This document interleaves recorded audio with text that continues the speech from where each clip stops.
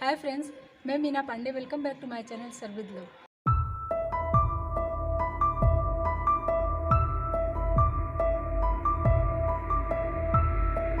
Friends, वैसे तो अचार चटनी बहुत सारी बनाई होगी, बहुत सारी खाई होगी, लेकिन आज जिस तरीके की चटनी मैं बनाने जा रही हूँ ना, आप उसको चटनी भी कह सकते हो, अचार भी कह सकते हो, और उसको लंबे टाइम तक आप स्टोर कर सकते हो। 1 साल 2 साल वो ख़राब नहीं होगा अगर आप मेरे तरीके से बनाएंगे तो।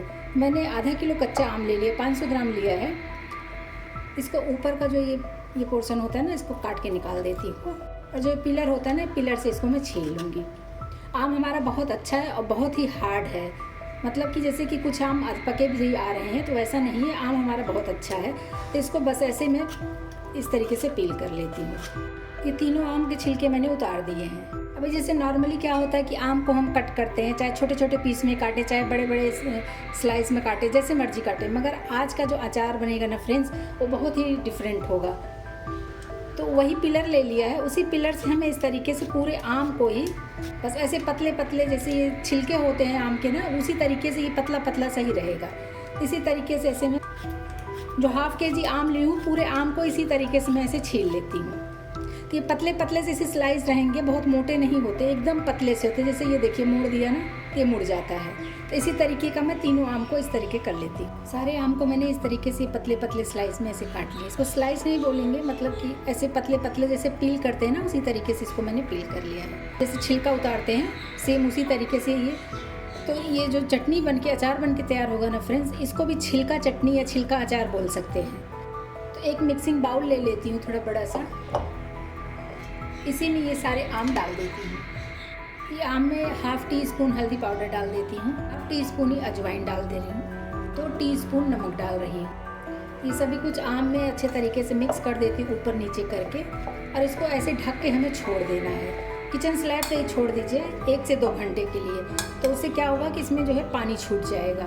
पहले मिक्स कर लेती हूँ। इसको अच्छे तरीके से मैंने मिक्स कर दिया है, और ऐसे एक प्लेट से कवर करके किचन स्लैब पे इसे 2 घंटे के लिए छोड़ देती हूँ। 2 घंटे में इसमें पानी छोड़ देगा, उसके बाद ही इसका मैं अचार बना लूँगी। अचार के लिए मसाले बना लेती हूँ। मैंने 15-20 लाल वाली मिर्ची ले लिया है, आप अपने अकॉर्डिंग तीखा कर सकते हो। 3 टेबल स्पून मैंने धनिया सीड लिया है। मसाले मैं थोड़ा ज़्यादा ही बना रही हूँ, अगर मेरे अचार से ज़्यादा होगा तो मैं मसाले निकाल के साइड में रख लूँगी। 1 टीस्पून मेथी दाना लिया है, 1 टेबल स्पून जीरा ले लिया है, 1 टेबल स्पून बारीक वाली राई है। इससे खट्टापन आ जाता है। आम का अचार तो खट्टा होता ही है, लेकिन ये राई का खट्टापन दूसरा होता है फ्रेंड्स। इससे हमारा अचार जो होता है स्टोर करने में भी मदद मिलता है, और खाने में टेस्टी भी होता है। इधर मैंने 4-5 हरी वाली इलायची ले लिया और 4-5 ही लौंग ले लिया, इसको डाल देती हूँ। 1 टेबल स्पून मैंने सौंफ लिया है। फ्रेंड्स, इस तरीके का मसाला अगर आप बना के रख लेंगे ना, तो कभी कोई सब्जी वगैरह के लिए, जब वो अचारी कोई भी सब्जी बना रहे हो उसमें भी यूज़ कर सकते हो, या कोई भी सब्जी बना रहे हो तो उसके लिए भी ये मसाला यूज़ कर सकते हो। तो मैंने सारे मसाले मिला दिए हैं, और इस तरीके से ऐसे प्लेट में फैला के इसको मैं धूप में रख देती हूँ। आप चाहिए तो पैन में, कढ़ाई में डाल के सेक सकते हो गैस पे, या फिर अगर आपके घर में धूप हो तो धूप में रख दीजिए। तो मैं इसी तरीके से इसको 10 मिनट के लिए धूप दिखा देती हूँ। तो थोड़ा सा मसाला हमारा गर्म हो जाएगा, तो मसाला जब पीसूँगी ना तो अच्छे तरीके से पिस जाएगा। इसको 10 मिनट के लिए मैं धूप में रख देती हूँ। इधर मैंने ½ कप सरसों का तेल गरम कर लिया। इसमें धुआं निकलने लगा था, तो उस टाइम में मैंने गैस बंद कर दिया। अभी ये तेल काफ़ी हद तक ठंडा हो गया है, बहुत ठंडा नहीं हुआ है, हल्का सा गुनगुना है, वैसे ही चाहिए हमें ये तेल। ½ टीस्पून हींग डालूंगी। मैंने 1 टेबल स्पून ये पीली वाली सरसों दाल लिया है, और 1 टेबल स्पून कलौंजी लिया है, जो अनियन सीड बोलते हैं, इसको भी सिर्फ डाल देती हूँ। और तेल में इसको इस तरीके से मिक्स कर देती हूँ। जो हल्का गर्म है तेल ना, उसी में ये सब भी गर्म हो जाएगा। तेल में मसाले अच्छे तरीके से मिक्स कर दिया, इसको मैं साइड कर देती हूँ। तो फ्रेंड्स, अभी इन मसालों में धूप लग गया है। जो ये मिर्ची का डंठल है ना, इसको मैं ऐसे तोड़ देती हूँ, और ये मसाले हमारे सूख गए हैं। देख रहे हैं ना कितना आवाज़ कर रहा है। मिर्ची भी सूख गई है, जो भी मसाले थे सारे सूख गए हैं। तो मैंने इधर एक मिक्सी जार ले लिया है, इसी में सारे मसाले डाल देती हूँ। सारे मसाले मैंने मिक्सी जार में डाल दिए। इसको दरदरा सा पीसना है, जैसे अचार का मसाला पिसता है ना, बस उसी तरीके से इसको मैं ग्राइंड कर लेती हूँ। ये मसाले मेरे ग्राइंड हो गए हैं। मसालों में मैं 2 टीस्पून कश्मीरी लाल मिर्च पाउडर डाल रही हूँ, और एक बार फिर से ग्राइंड कर लेती हूँ, ताकि ये मसाले में ही मिक्स हो जाए पाउडर में। इसको फिर से ग्राइंड कर लेती हूँ। ये देखिए, ये काश्मीरी लाल मिर्च पाउडर भी इसी में ग्राइंड कर लिया मैंने, मसालों के साथ मिक्स हो गया ना। देखिए कितना प्यारा कलर आ गया है। जो आम में हल्दी नमक अजवाइन डाल के रख दिया था ना, इसको चेक कर लेते हैं। ये अच्छे तरीके से पानी छोड़ दिया है। ये अगर नीचे देखें ना तो ये देखिए पानी इधर से आ रहा है, निकल रहा है, ये पानी छोड़ दिया है। फ्रेंड्स, बहुत सारे वीडियोस ऐसे भी देखे होंगे आप लोग कि जो आम में हम हल्दी नमक डालते हैं उसका जो पानी निकलता है वो पानी फेंक देते हैं या निकाल के किसी और दूसरे चीज़ में यूज़ कर लेते हैं। लेकिन वो पानी तो इसी आम का ही निकला हुआ है ना, तो इसलिए वो पानी को फेंकने की ज़रूरत नहीं। उसी पानी में अगर हम बनाएंगे ना तो अचार हमारा और भी टेस्टी होगा। नहीं तो ये आम का तत्व तो सारा निकल जाएगा वो नमक और हल्दी के पानी में, तो इसलिए वो पानी निकालने की ज़रूरत नहीं है। इसी में मैं अचार बना लेती हूँ। तो इस आम में हल्दी नमक अजवाइन मैंने डाला हुआ था।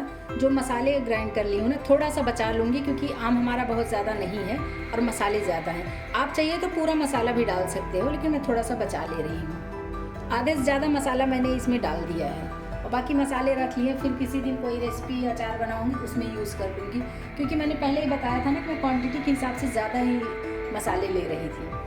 तो जो मैंने तेल में ये सब डाल दिया है ना, अब ये तेल इसी में डाल देती हूँ।